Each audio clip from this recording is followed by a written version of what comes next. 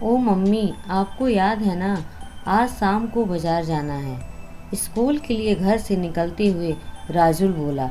याद है बेटा, आज शाम को तुम्हारे लिए हमें ढेर सारी खरीदारी करनी है। श्लोका ने उत्तर दिया। उसने जल्दी से अपने पति रमेश और बेटे राजुल को टिफिन बॉक्स थमाया और उनके साथ घर के गेट तक पहुंच गए। पिता बेटे स्कूटर पर सवार हो गए। हाथ हिलाकर राजुल ने मम्मी को बाय कहा और पापा के साथ स्कूल के लिए चल पड़ा। किसे पता था कि श्लोका के पति और बेटे से वह आखिरी मुलाकात होगी। उन दोनों को विदा करके श्लोका खुद तैयार होने लगी। उसे भी स्कूल जाना था। अभी आधा घंटा ही बीता था कि फ़ोन की घंटी बज उठी। हेलो, मिसेस रमेश बोल रही हैं? जी हाँ, बोल रही हूँ। आपके लिए एक बुरी खबर है। आपके पति का एक्सीडेंट हो गया है। आप तुरंत बस स्टैंड के पास पहुँचे। जब तक श्लोका कुछ समझ पाती, दूसरी ओर से फ़ोन कट गया। वह सन्न रह गई। उसे अपने कानों पर विश्वास नहीं हुआ। उसने कॉल बैक किया पर फ़ोन नहीं उठा। उसने बस स्टैंड फ़ोन मिलाया। हेलो, क्या यहाँ पर कोई एक्सीडेंट हुआ है? जी हाँ, एक स्कूटर सवार बस से टकरा गया, कहकर उसने फ़ोन कट कर दिया। अब शक की गुंजाइश कम थी। वह बदहवास सी जल्दी से घर से निकलकर सीधे बस स्टैंड पहुंच गई। वहां पर बहुत भीड़ लगी थी। धड़कते दिल से श्लोका एक्सीडेंट की जगह पर पहुंची। वहां पर राजुल और रमेश के खून से लथपथ शरीर पड़े थे। टक्कर इतनी भयंकर थी कि स्कूटर के चिथड़े उड़ गए थे। उनकी हालत देखकर श्लोका को चक्कर आ गया और वह गिर पड़ी। उन दोनों को बचाया ना जा सका। बहुत देर में उसे होश आया। बड़ी मुश्किल से उसने फ़ोन से एक्सीडेंट की खबर अपने रिश्तेदारों को दी। हंसते खेलते घर की खुशियाँ कुछ ही समय में मातम में बदल गई। श्लोका की खुशियों को पता नहीं किसकी नज़र लग गई थी। आंसू थे कि सूखने का नाम ही नहीं ले रहे थे। इस शहर से श्लोका के जीवन की अहम यादें जुड़ी थी।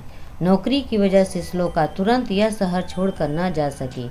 ऐसे बुरे वक्त पर उसके मुंह बोले भाई अनूप ने बहुत मदद की। काफ़ी भाग दौड़ करके उसने श्लोका की प्रतिनियुक्ति बच्चों के एक आवासीय विद्यालय में करवा दी, ताकि वह अकेले रहने के बजाय बच्चों के बीच अपने दुख को भूल सके। वह ऐसी अभागी थी जिसकी कोख और मांग का सिंदूर एक ही दिन उजड़ा था। श्लोका का अपने आप पर से विश्वास उठ गया। नई जगह सुल्तानपुर का वातावरण श्लोका को शुरू से जरा भी रास नहीं आया। यहाँ उसे अकेले अपने साथ वक्त बिताने का मौका न मिल पाता था।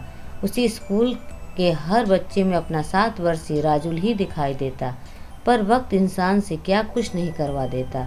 जीवन की बदलती परिस्थितियों ने श्लोका की जीवन शैली बदल दी। अब वह अपना अधिक से अधिक समय बच्चों को देने लगी। जल्दी ही वह सबकी चहेती मैडम बन गई। विद्यालय के अधिकांश कार्यक्रमों में भाग लेने के लिए वह बच्चों के साथ इधर उधर चली जाती। ऐसे ही एक कार्यक्रम में भाग लेने के लिए वह बच्चों के साथ लखनऊ आई थी।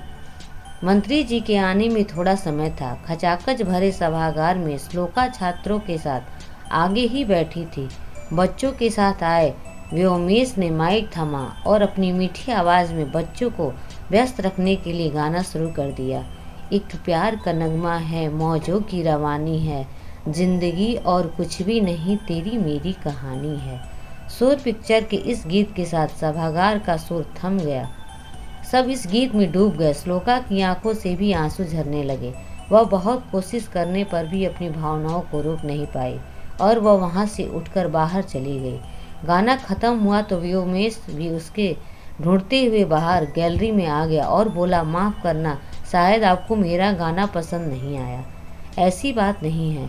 दरअसल कोई बहाना बनाने की आवश्यकता नहीं। मुझे पता है मैं एक अच्छा गायक नहीं हूँ। वह तो बस यूं ही बच्चों का शोर कम करने के लिए, वक्त काटने के लिए मैंने माइक थाम लिया। सच में आप बहुत अच्छा गाते हैं। आपकी आवाज़ में जादू है। इसी वजह से आंखें भर आई। लगता है आपके अंदर बहुत दुख भरा हुआ है।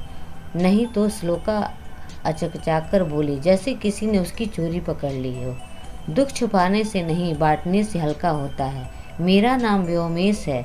आपसे तो कुछ कहना ही बेकार है। बगैर कहे सब कुछ जान लेते हैं। मैं श्लोका हूँ। चलिए अंदर चलते हैं। वहीं बैठकर बातें होंगी, श्लोका बोली और भी दोनों हॉल में आ गए। वे बड़ी देर तक बातें करते रहे। वर्षों बाद श्लोका ने किसी पुरुष के साथ ऐसी घुल मिलकर बातें की थी। आज का कार्यक्रम दोनों को बड़ा अच्छा लगा। यह साहस का असर था या कार्यक्रम कितना सुंदर था कहना मुश्किल था। समय जैसे होश आ गया था। फ़ोन नंबर के आदान प्रदान के साथ उन्होंने एक दूसरे से विदा ली। हम दोनों एक ही शहर में रहते हैं, बुरा न मानो तो मैं तुम्हें वहाँ मिलने आ सकता हूँ? व्योमेश ने पूछा। समय के महत्व को समझने की कोशिश गुजरा हुआ वक्त लौट कर नहीं आता। अभी मैं कुछ नहीं कर सकती, यह तो वक्त ही बताएगा कि हमें भविष्य में मिलना चाहिए या नहीं। श्लोका ने सपाट सा जवाब दिया। वापस लौटकर भी उसके दिमाग पर व्योमेश की छाया रहा। उसके व्यक्तित्व में ऐसा जादू था जिससे वह अपने को अलग नहीं कर पा रही थी। सुल्तानपुर पहुंचने पर स्त्री सुलभ लज्जा के कारण श्लोका ने व्योमेश को फ़ोन नहीं किया। व्योमेश को उसके फ़ोन का इंतज़ार था। जब इंतज़ार लंबा होने लगा तो विवश होकर उसी ने श्लोका से बात की। कैसी हो श्लोका? मैं तब से तुम्हारे बारे में ही सोच रहा था। अगला भाग कल इसी समय यानी 8 बजे सुने।